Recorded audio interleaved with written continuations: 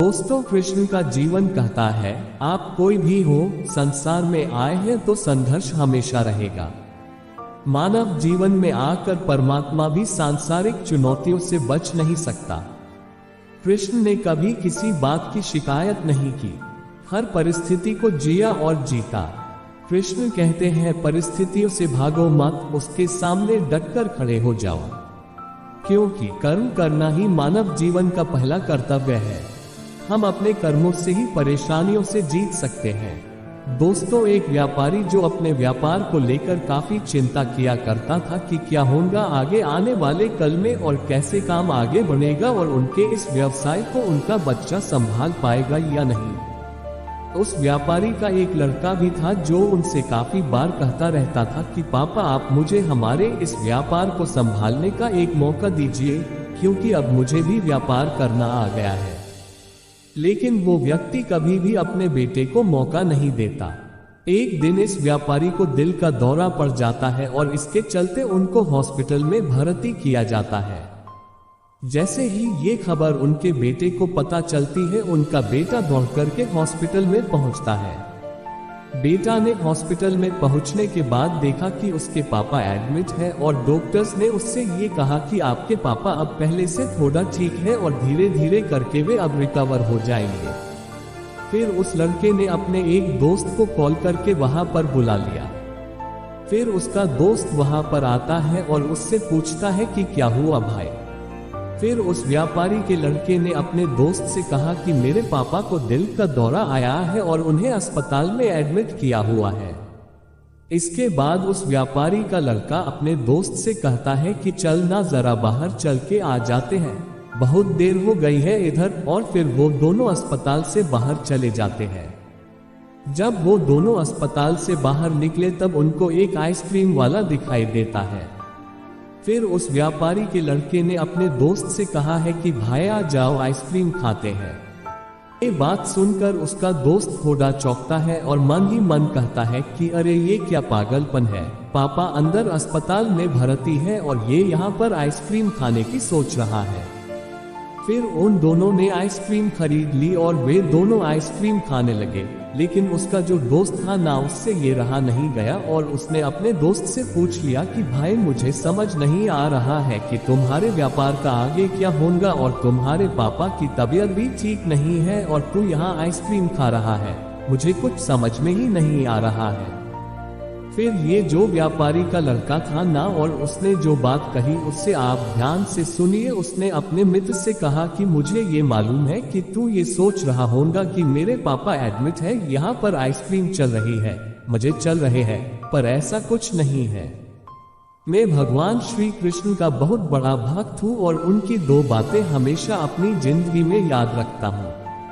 पहली बात जो हम सबको पता है कि काम करना है और फल की चिंता नहीं करनी है, इसलिए जो होगा देखा जाएगा। मैं सिर्फ अपने काम पर ही फोकस करूंगा और फिर व्यापार भी अच्छा चलेगा। दूसरी बात, वो लड़का अपने दोस्त से कहता है कि मैं तुम्हें भगवान श्री कृष्ण की कहानी सुनाता हूँ। भगवान श्री कृष्ण की जो पत्नी थी जिनका नाम रुक्मिणी था, उनको जब पहला बेटा हुआ था तो उसका नाम प्रद्युम्न रखा गया था। और प्रद्युम्न के जन्म के 10 दिन पश्चात ही प्रद्युम्न का अपहरण हो गया। प्रद्युम्न के अपहरण के कारण रुक्मिणी नाराज और उदास रहने लगी कि क्या हो गया है। भगवान श्री कृष्ण रुक्मिणी जी से कहते थे कि चिंता मत करो, क्योंकि प्रद्युम्न जहां पर भी होगा वहीं पर ठीक होगा। लेकिन इतना समझाने के बावजूद भी रुक्मिणी अपने बच्चे की चिंता में उदास और निराश रहती थी। और इस तरह चिंता करते करते रुक्मिणी जी के 18 साल बीत गए। 18 साल के बाद द्वारका में जब प्रद्युम्न की वापसी हुई और जब प्रद्युम्न द्वारका में वापस आए तो उनके साथ में उनकी पत्नी मायावती भी थी। अब समस्या ये थी कि मायावती की उम्र प्रद्युम्न से 20 साल ज्यादा थी। वहां रुक्मिणी पहले तो खुश हुई कि बच्चा वापस आ गया और फिर से दुखी हो गई, क्योंकि इतनी बड़ी लड़की से शादी की। इसलिए रुक्मिणी फिर से भगवान श्री कृष्ण से जाकर कहने लगी कि ये क्या हो गया।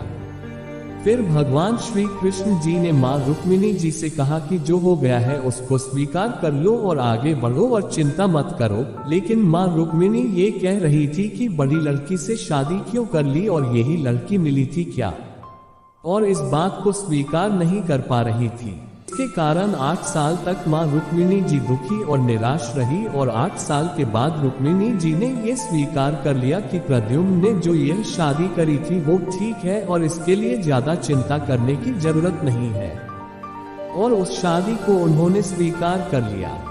दोस्तों, एक तरीके से माँ रुक्मिणी जी ने अपने जिंदगी के 26 साल उदासी में बिता दिए। इस कहानी को खत्म करते हुए वो लड़का अपने दोस्त से बोला कि मैंने अब स्वीकार करना सीख लिया हुआ है, क्योंकि भगवान श्री कृष्ण जी कहते हैं कि जो हो रहा है उसे स्वीकार कर लो, जिंदगी अपने आप सहज हो जाएगी। दोस्तों, ये छोटी सी कहानी जो हमें 2 बड़ी बातें सिखाती है और यही बातें मैं आपके साथ शेयर करना चाहता था कि हमारी जिंदगी में जो कुछ भी घटता है उसे स्वीकार करना सीख लीजिए और फिर जिंदगी अपने आप सहज हो जाएगी। हमारे नियंत्रण में जितने भी चीजें होंगी उन चीजों पर तो हमें जरूर नियंत्रण रखना चाहिए, लेकिन जो चीजें हमारे नियंत्रण से बाहर है उन चीजों को हमें स्वीकार कर लेना चाहिए। अगर हमने स्वीकार नहीं किया तो हमें भी माँ रुक्मिणी की तरह बहुत सालों तक उदास रह जाएंगे। जीवन जीने के तरीके को अगर किसी ने परिभाषित किया है तो वो कृष्ण है। कर्म से होकर परमात्मा तक जाने वाले मार्ग को उन्हीं ने बताया है। संसार से वैराग्य को सिरे से नकारा, कर्म का कोई विकल्प नहीं, ये सिद्ध किया। कृष्ण कहते हैं, मैं हर हाल में आता हूँ, जब पाप और अत्याचार का अंधकार होता है तब भी, जब प्रेम और भक्ति का उजाला होता है तब भी। दोनों ही परिस्थिति में मेरा आना निश्चित था। जन्म से लेकर देहत्याग तक भगवान कृष्ण के जीवन की लगभग हर घटना में कोई सूत्र है। युद्ध भूमि पर दिया गया गीता का उपदेश संसार का श्रेष्ठतम ज्ञान माना जाता है। वैसे तो कृष्ण का संपूर्ण जीवन ही एक प्रबंधन की किताब है, जिससे सैकड़ों हजारों बार कहा सुना जा चुका है। कुरुक्षेत्र में 2 सेनाओं के बीच खड़े होकर भारी तनाव के समय कृष्ण ने अर्जुन को जो ज्ञान दिया वो दुनिया का श्रेष्ठतम ज्ञान है। गीता का जन्म युद्ध के मैदान में 2 सेनाओं के बीच हुआ। जीवन की श्रेष्ठतम बातें भारी तनाव और दबाव में ही होती हैं। अगर आप दिमाग को शांत और मन को स्थिर रखने की कोशिश करें तो सबसे बुरी परिस्थितियों में भी आप अपने लिए कुछ बहुत बेहतरीन निकाल पाएंगे। ये कृष्ण सिखाते हैं। गीता पढ़ने से पहले अगर इसी बात को समझ लिया जाए तो गीता पढ़ना सफल हुआ। कृष्ण का जीवन ऐसी ही बातों से भरा पड़ा है, जरूरत है नजरिए की। उनका जीवन आपके लिए मोयथोलॉजी का एक हिस्सा मात्र भी हो सकता है और आपका पूरा जीवन बदल कर रख देने वाला ज्ञान भी। आवश्यकता हमारी है, हम उनके जीवन से लेना क्या चाहते हैं।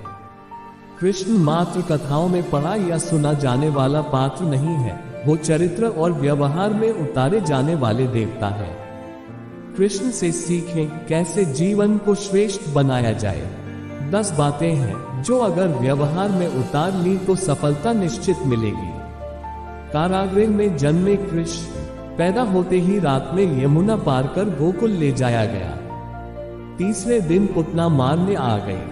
यहाँ से शुरू हुआ संघर्ष देह त्यागने से पहले द्वारिका डुबोने तक रहा। कृष्ण का जीवन कहता है, आप कोई भी हो, संसार में आए हैं तो संघर्ष हमेशा रहेगा। मानव जीवन में आकर परमात्मा भी सांसारिक चुनौतियों से बच नहीं सकता। कृष्ण ने कभी किसी बात की शिकायत नहीं की, हर परिस्थिति को जिया और जीता। कृष्ण कहते हैं, परिस्थितियों से भागो मत, उसके सामने डटकर खड़े हो जाओ, क्योंकि कर्म करना ही मानव जीवन का पहला कर्तव्य है। हम कर्मों से ही परेशानियों से जीत सकते हैं। कृपया वीडियो अच्छी लगे तो लाइक करें, शेयर करें, कमेंट करें और सब्सक्राइब करना ना भूलें और साथ ही साथ बेल आइकन को प्रेस करें ताकि आगे आने वाली वीडियो की नोटिफिकेशन आपको मिल सके। धन्यवाद।